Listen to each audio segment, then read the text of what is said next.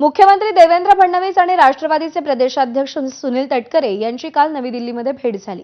या बैठकीमध्ये मुख्यतः कृषी मंत्री माणिकराव कोकाटेंच्या भवितव्याची चर्चा झाल्याची माहिती आहे। कोकाटेंचं खातं बदललं जाण्याची शक्यता वर्तवण्यात येते।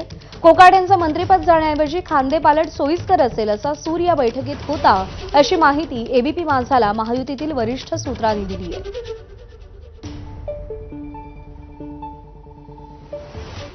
संतोष देशमुख हत्या प्रकरणामुळे अन्न आणि नागरी पुरवठा मंत्रिपदाचा राजीनामा द्यावा लागलेल्या धनंजय मुंडेंवर कृषी घोटाळ्याचाही मोठा आरोप झाला होता।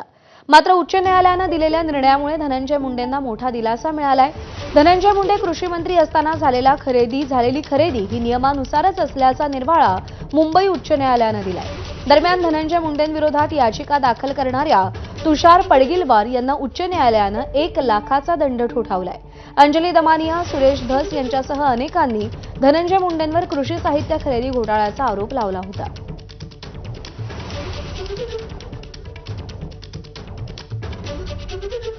कोर्टाकडून दिलासा मिळाल्यानंतर आमदार धनंजय मुंडेंनी ट्विट करून काय प्रतिक्रिया दिली आहे पाहूया।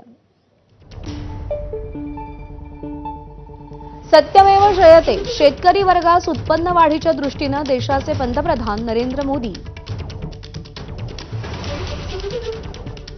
यांच्या धोरणाचा विचार करून शेतकऱ्यांच्या हितास प्राधान्य देणारा धोरणात्मक निर्णय राज्य मंत्रिमंडळाने घेतला होता। त्या विरोधात अनेकांनी माझ्यावर आरोप करून माझी बदनामी केली। मात्र न्यायदेवतेने सत्याची बाजू समोर आणत योग्य न्याय केला। आपला तो निर्णय योग्यच होता। बीडच्या नारायणगडावरील उत्तराधिकारी आणि विश्वस्त मंडळातील वाद चव्हाट्यावर आलाय। सध्या